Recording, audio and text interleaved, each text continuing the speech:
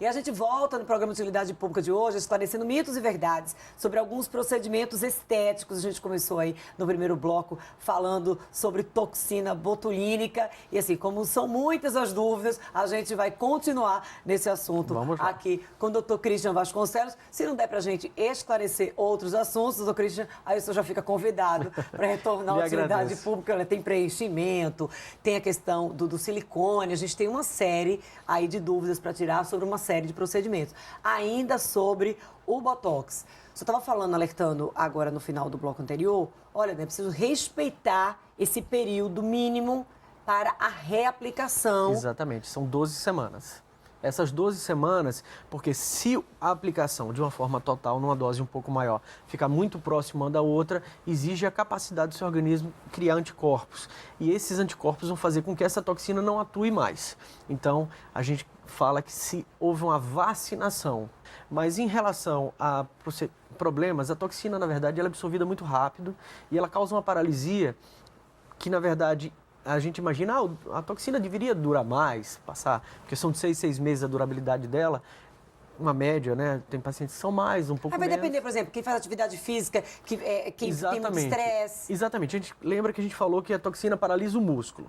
Se esse músculo está paralisado e você faz um exercício nele, o que é que vai acontecer? Ele vai se estimular de novo, então volta mais rápido. Então eu brinco sempre com meus pacientes que são...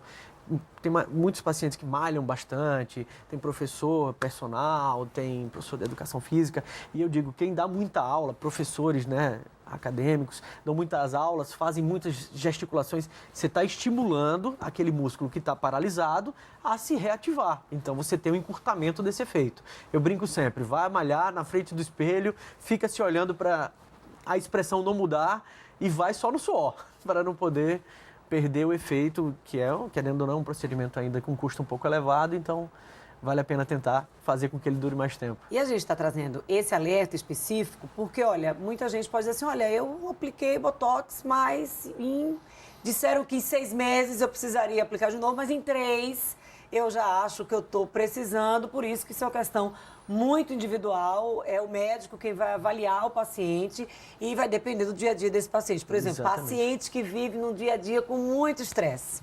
É mais complicado, porque esse paciente ele vai fazer mais expressões, vai ter aquelas contrações de uma forma muito mais efetiva, muito mais forte, então vai sim perder com mais efeito. A gente fala muito também sol, né? Tem quem trabalha muito no sol, fica fazendo o olho fechado, então tem que estar...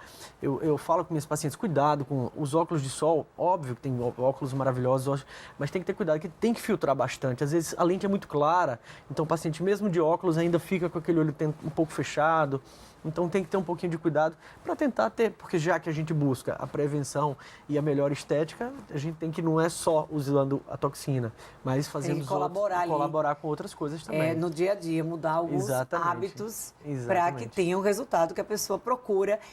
Como se aplica a toxina botulínica, o Botox? A gente está falando aí, as pessoas falam muito no procedimento como Botox, porque é a marca. É a marca, exato. Tá? Botox, mas aí toxina botulínica não tem só da marca Botox. Exatamente. A gente acaba incorrendo aqui em só falar Botox, porque aí já ganhou o mundo mesmo. A pessoa quando aplica, faz esse procedimento, a pessoa precisa passar algum período de descanso após a aplicação, ou a pessoa já sai da clínica, olha, eu posso ir para academia, eu posso ir correr, enfim. Exato. Quando você faz a aplicação, ficam pequenas pápulazinhas, que são elevações onde fez a aplicação, e você precisa esperar mais ou menos umas 2 horas para aquelas pápulas sumirem, né? Então, a gente pede para evitar nessas 2, 3 horas subsequentes que faça esforços físicos, vá deitar, para evitar que esse produto que foi aplicado se espalhe. A ideia não é espalhar. Lembra que a gente está fazendo um procedimento que paralisa. Então, se eu faço uma aplicação aqui e massageio, a área de atuação vai ser maior, então você pode ter uma queda de pálpebra, você pode fazer com assimetria no rosto, isso então tem que ter muito cuidado. Então eu sempre peço de 2 até 4 horas, mais ou menos, se o paciente terem um pouco, não precisa ser o repouso absoluto, mas evitar deitar, evitar fazer atividade física, muita gesticulação, não precisa aplicar gelo no local, espera... Que é um equívoco comum, por exemplo? É um equívoco muito comum. Porque assim, como fica o calombo, a tendência eu vou massagear, eu vou aplicar gelo... Que não é adequado, porque se você massageia, você está espalhando mais o produto acaba perdendo o efeito mais pontual e tendo o efeito mais abrangente, que não é muito adequado. E um risco, né? Um risco. Exatamente, que aí vai causar essas complicações, que são as assimetrias faciais, que é assim, de uma forma sai, mas lembra que demora de 3 a 6 meses para sair o efeito. Então você pode ficar com o rosto torto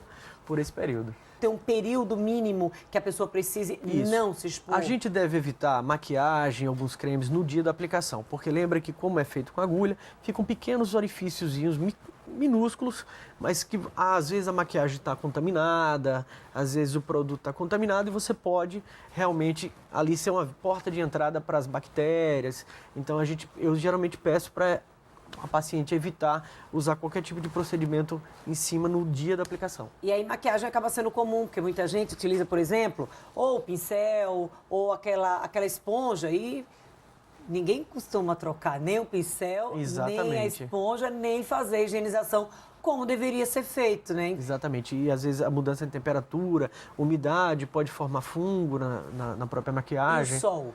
O sol a gente deve evitar só no momento que está avermelhado. No outro dia já pode voltar ao normal. Agora, às vezes na aplicação pode ficar alguma manchinha roxa, porque pega algum vaso sanguíneo, pode ficar roxeado. Enquanto estiver roxeado, a gente pede também para evitar o sol, porque pode formar uma mancha permanente no lugar onde foi feita, onde apareceu esse hematoma. Onde ficou hematoma não quer dizer que houve erro no procedimento, apenas que a região é uma região, como o senhor começou o programa de hoje, é uma região vascularizada. Muito vascularizada. Então, a gente até tem alguns equipamentos que podem mapear essa vascularidade, chama o Venview. O problema é que eles pegam os vasos até uns determinados milímetros. Os muito pequenos a gente não consegue pegar.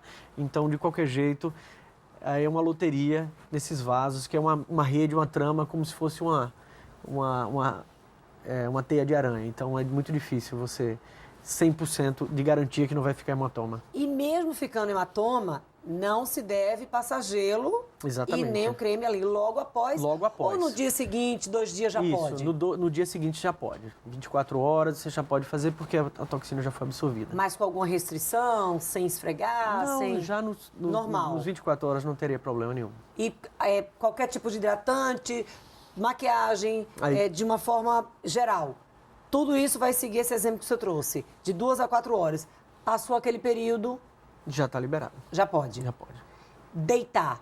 Eu fiz o procedimento e quero aproveitar essas 2 horas que eu não posso fazer nada e aí quero dormir. De jeito nenhum. Por quê? Porque o problema não é só ficar deitado. O problema é que quando você fica deitada, você acaba mobilizando o rosto, você acaba deitando sobre o seu rosto e pode fazer como a gente falou, esse movimento fazer com que ele se espalhe. Doutor Cris, daqui a pouco a gente vai continuar o nosso bate-papo aqui no programa Utilidade Pública. A gente vai ao intervalo, a gente volta já 2 minutos.